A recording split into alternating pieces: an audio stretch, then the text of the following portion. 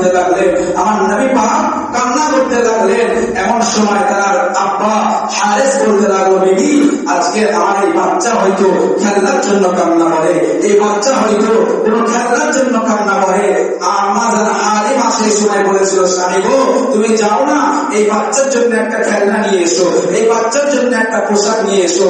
আমার আল্লাহ পাক রব্বুল আলামিন আমার হাবিবকে বলে, হে আমার হাবিব তুমি দুনিয়ার জমিনের খেলনা তুমি কি করবে?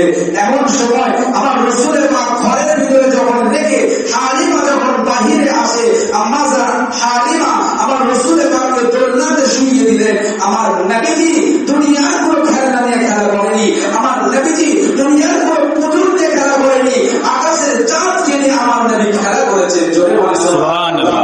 আমার নবীজি এই শাহাদাত আঙ্গুলটা যেই দিকে ঘুরিয়েছে, আকাশের চাঁদকে সেই দিকে সরে যেতে হয়েছে।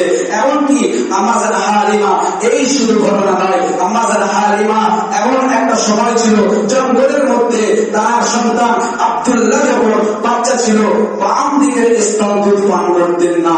যখনই আমার নবী পাক সর্বসময় ডান দিকের স্তন দুধটা পান করতেন, আর তার ভাই দুধ ভাই আব্দুল্লাহর জন্য বাম দিকের দুধটা রেখে দিতেন, স্তনটাকে রেখে দিতেন। আমার নবীজি যখন দুধ পান করলেন, হালিমা যখন ডান স্তন পান করালেন, আমার নবীজিকে বাম স্তনটা বারে বারে দিতে লাগলেন। সেই সময় হালিমা যখন আমার নবী পাকের ঠোঁটটাকে নিয়ে নিজের বাঁ দিকের স্তনকে লাগাতে লাগলেন, আমার নবীজি দুধকে পান করেন না, আমার নবীজি বারে বারে মুখকে সরিয়ে নেয় এবং আম্মা জান হালিমাকে বলতে লাগলে, হে আমার মারে আমি তো জবানকে খুলতে পারি না, আমি তোকে বলে দিতাম আল্লাহ পাক আমাকে রহমাতাল লিল আলামিন করে পাঠিয়েছে, আল্লাহ পাক আমাকে হকের প্রতি পাঠিয়েছে, ভাই ভাইয়ের মর্যাদা বোঝানোর জন্য পাঠিয়েছে, সন্তান সন্তানের মর্যাদা বোঝানোর জন্য পাঠিয়েছে।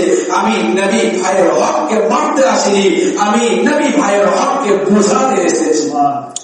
যার কারণেই তো আল্লাহ পাক রব্বুল আলামিন কোরআনের মধ্যে ইরশাদ করলেন, ওয়া আরসালনাকা ইল্লা রাহমাতাল লিল আলামিন, আমি হে হাবিব শুধু দুনিয়া নয় আখিরাত নয় সমগ্র জাহানের জন্য আমি আল্লাহ আপনাকে রহমত করে পাঠিয়েছি। আর সেই নবী